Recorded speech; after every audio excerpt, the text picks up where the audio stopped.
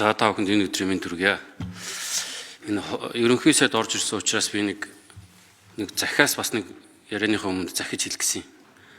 2-3 хоногийн өмнө энэ сангийн сайдны хэвлэлийнхнийг цуглуулж хагаад багш нарын цалин нэг 2 сая гарцсан байна, 3 сая гарцсан байна гэд нэлээд хангалуун цалин аваад байгаа юм шиг худлаа яриад байлээ. Яг өчигдөр бол жишээлхэд Баянгар аймгийн номгон сургууль болон бусад сургуулиудаас багш нар над руу маш олнороо мессеж өгч байна.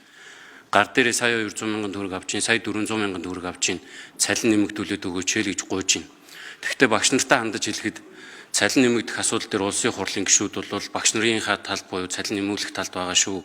Тийм учраас аль болох энэ ажил хаях асуудлаа нэг талд нь хурдан гаргаад хүүхдүүдэд эрдэм боловсруулах ажилдаа анхаараарай гэж захиж хэлэх гэсэн. За тэгээд энэ сайдад нэр дэвшигч энх хоёр гишүүнээс асууя. Энэ улсын хурлын дарга байсан Амар Баясгалан дарга бол хэвлэлийн урал хийхдээ хийлсэ. Монгол Ардын намын тодорхой нэр бүхий гишүүд тойрд сууж агаад сэтгүүлчийг ялалдаг байдлаар яриа яригдчихсан гэж. Энэ үнэн үү? Энэ доо бас маш хариуцлагатай яриа яригдсан гэж би бол бодож байгаа. Танаас бас маш хариуцлагатайгаар хариулт хүлээж байна энэ дээр. За хоёрдугаарт нь Монгол Ардын намын өмнөх дарга ерөнхий сайд авилгатай тэмцэх газрын даргыг санал болгож томилуулсан. Гүйцэтгэх засаглал өөрөө авилгатайгаа тэмцээд авилгатай тэмцэх газрыг санал болгож даргын санал болгож томилуулдаг энэ нөхцөл байдалд авилга буурахгүй байна гэж би бол харж байгаа. Тэгээ тийм учраас авилгатай тэмцэх газрын даргыг улсын хурлаас санал болгоод томилдог байдал руу шилжүүлэх тал дээр та бүхдийн байр суурь ямар байгаа вэ? Тэгэхгүй одоо энэ сүүлийн 10-аад жил завсаргүй засаглаж байгаа Монгол Ардын намын цүн хүчингүүд төрөөр дүүрсэн, дунд шатаар дүүрсэн, энэчээ бүх авилгал үүсдэг болсон. Энэний одоо энэ толгой нь гарч ирээд энэ Монгол Ардын намынхаа хоорондоо авилгах чухалгаач биш мөн гэж хэрэлдээд байгаа. Энэ дээр та нүхдийн бас нэг байр суурийг сонсох гэсэн. За тэгээд дараагийн дугаарт нь энэ өмнөх засгийн газрын хууль зүйн сайдаар ажиллаж ирсэн оюун сайхны Алтан гэрэл сайд энэ хөрөнгө хураах хуулийн төслийг 2025 оны 5 сард өргөн барьсан. Энэ хуулийг батлах уу ерөнхий сайдаа, хууль зүйн сайдаа нэр дэвшигчээ. За тэгээд эцэст нь болохоор одоо энэ төр дүүсээд байгаа, засаг дүүсээд байгаа энэ хямрал бол энэ танаа намын буюу Монгол Ардын намын энэ баг хурлын шийдвэрээс болсон. За тэгээд энэ асуудлууд дээр ч одоо энэ даргынхаа сонгуулиас боллоо гэдэг асуудлууд яригадаад байгаа. Энийг одоо нэг талтан цэгцлээд үндсэн хуулийн цэцэн шийдвэрч гарчлаа. Одоо хэдүүлээ энэ урагшаа хараад цалин нэмүүлээ гэж байгаа төрийн аль багч зөвхөн багш эмчнэр биш бүх төрийн аль багч нар ер нь цалингийн хүнд нөхцөлд ажиллаж байгаа. Энэ цалингийнхаа нэмэгдлийн асуудлуудыг яриад утаа боллоо, үйл боллоо, хүүтэрлээ. Одоо энэ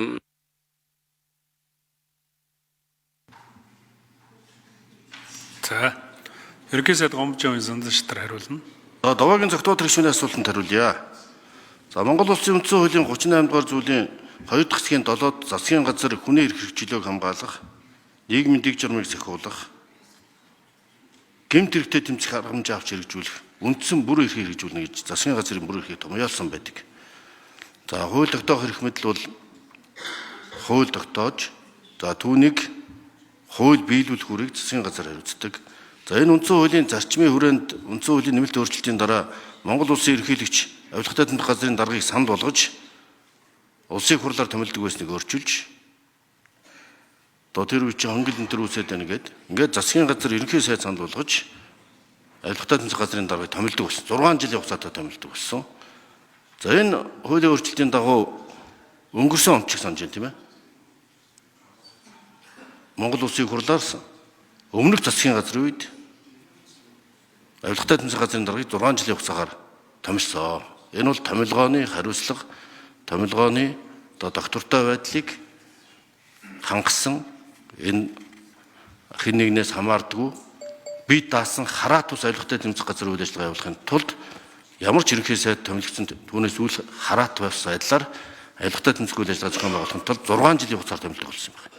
Тэгэхээр энэ одоо хэн нэгэн ерөнхий сайдын юм хууль зүйн дотоод хэргийн сайдын өнгө үзмжээр хэрэг нээдэг, хаадаг, шалгадаг, үздэг, хардаг юм байхгүй. Энэ үндсэн хуулийн залтаас хэрэгжүүлэх ёстой. За хоёрдугаарт нь бол өнгөрсөн 3 сарын хугацаанд бид өдөр шөнөгүй ажиллаж эдийн засгийг сэргээж төсөвдөр ч гэсэн нэмэлт орлого олж экспорт нэмэгдэж энэ цалин тэтгэм хэмжээг нэмэгдүүлэх боломж бий болсон. 9-р сарын 1-нд даанч төсөв өргөн барьдаг болсон. Тэгэхээр 9 дугаар сарын гүйцэтгэлээр бид нөө төсвийн орлого энэ төр одоо нэмэгдэх боломжтой. Гагцгүй энэ нэг докторгүй байдал, засгийн газрыг огцруулах энэ ажиллагаа төрийн бүх шатанд экспортод ч нөлөөлж байна, төсвийн орлогот нөлөөлж байна, татвар төлөлтөнд ч нөлөөлж байна. Энэ багш эмчнэрийн цалин нэмэгдүүлэх боломжийг хязгаарлаж байна. Би өнөөдөр сая хэлсэн үгэндээ хэлсэн. Бортегийн ордыг эдийн засгийн эргэлтэнд оруулах асуудлыг их хурл шийдээд өгөөч гэд би одоо үндсэндээ 2 сар болох гэж байна. Энэ тогтоол батлагдах юм бол багш эмч нар тэтгэвэр тэтгэмжийг шаардлагатай түвшинд нэмэгдүүлэх боломж бүрднэ. Энэ авилга нүүрсний хулгайтай тэмцэний үр дүнд бид цалин тэтгэвэр тэтгэмжийг нэмэгдүүлнэ. Шаардлагатай бол төсвийн тодтол хийнэ. Энэний чи орлого далд эдийн засаг хэдээр ил болохыг бид өнөөдөр бол тодорхой хэлж чадахгүй ч эвгээр ард түмэндээ баялагын өргөөжийг хүртээж дэг шудраг хүртээмжтэй болгож чадна. Хойролтыг ил тод болгож чадна гэдэг баттай итгэж байна. Ийм ч учраас бидний бүгдийг ил тод болгож байгаа. Ард түмнийхээ хяналтанд оруулж байгаа. Жаргалан гишүүн шаардаад ирсэн өглөө бид нар 5 толгойн нүүрсний гэрээнүүдийг нууцаас бусдыг бүгдийг нийл болгосон. Нууцыг нийл болгосон. Зарим гэрээ бол 2 улсын хоорондын гэрээ арилсан биенээсээ зөвшөөрөл авах хэрэгтэй гэсэн нэг ийм агуулгатай зарим заалттай гэрээнүүдээс босд нь бол бүгдийг ил тод болгож байгаа. Ингэжээж бид ил тод байдлыг хангаж ээж эдийн засгаас эргэж чадна. За ийм учраас энэ баялагын хараал хулгайтай тэмцэх ажлыг бол бид зогсоочлохгүй, харин их хурл дэмжиж хамтарч ажиллах хэрэгтэй гэж би бодож байгаа. Ингэжээж Монгол улс сэргэн хөгжинэ. Өнөөдөр бүх шатанд ямар хэмжээний хүнд зуртал чирэгдэл авилгал нуугдаад байгаа вэ гэдгийг ард түмэн шүүмжилж ярьж шít. Яаж бизнес эрхлэгчдэд хүндрэлтэй чирэгдэлтэй болгоод байна. Энэ жишгээс хойш бүх түвшинд анхааруулах.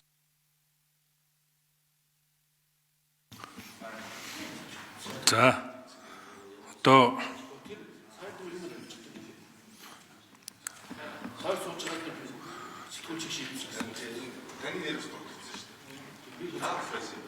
за энэ нэмж ерөнхий сайд хариулъя. За ер нь тэгээд тийм болчмгүй яриа ер нь гээд хэдэн хүн тойр сууж агаад шүүхийн шийдвэр ярьдаг. Би лав амьдралдаа үзээгүй. Мэдээж их хурал дээрч энгийн төвшөндч хэвлийн эрхчлөөг хамгаалах, сэтгүүлчдийн эрх хэрэгчлөөг хамгаалах, иргэдийн үзэл бодлоо чөлөөтэй илэрхийлэх эрхчлөөг хамгаалах зөрчигдгөөс урьдчилан сэргийлэх яриа бол болж байсан. Түүнээс биш Монгол тийм юм хаанч байхгүй гэдэгт итгэж байна. Тойр сууж байгаа энэ бол бүхэлдэн засаглалын нэг салаам өвчөр үндсэн хуульд байгууллагад бас ингэж ур үндэсгүй төр засруу алдсан юм уу гэдэг гаргаж болохгүй хаа гэж би бас хатуу тийм яриа би л үзэж сонсож байгаагүй ярьж байгаа. За Батбаяр инх 2 гишүүн нэмж хариулъя. За би маш тодорхой асуултанд маш тодорхой хариулъя. Өнөр цэцэг сэтгүүлчийг 5 хүн Монгол Улсын ерөнхийлөгчийн хамгаалалтын газрын дарга, Монгол Улсын ерөнхий сайд, Монгол Улсын хэрэглэхийн сайд, Монгол Улсын хууль дотоод хэргийн сайд гэсэн юм хүмүүс нийлцсэн 20 барий гээд тэгс чин хэрэглэхийн сайд нь 20хгүй гээд ерөнхий сайд 20 юм бол би ажиллаа өгнө гээд ярьсан гэж ярьсан шүү. Ийм утгагүй одоо би бол ерөөсөө ойлгохгүй байгаа. Энэ асуудал үгүй шүү дээ. Би илт худал мэдээлэл тараах гэдэг гомдол гаргах юм бол амар уйсгалан ял аавна. Эрүүгийн гэмт хэрэг үйлдсэн гэдгээр ял аавна. Энэ тодорхой. Ер нь энэ нэг сэтгүүлчийг торхирж байсан хүмүүс нь тодорхой болцсон шүү дээ. Амар уйсгал. За ерөнхий сайд нэмж хариулъя.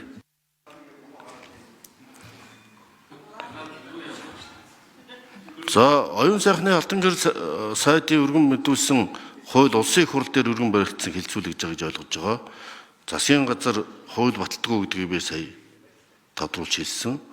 Энэ бол улсын их хурлын бүрэн эрхийн асуудал бөгөөд улсын их хурл дээр энэ асуудал хэлцэгдэж байгаа гэж ойлгож байна.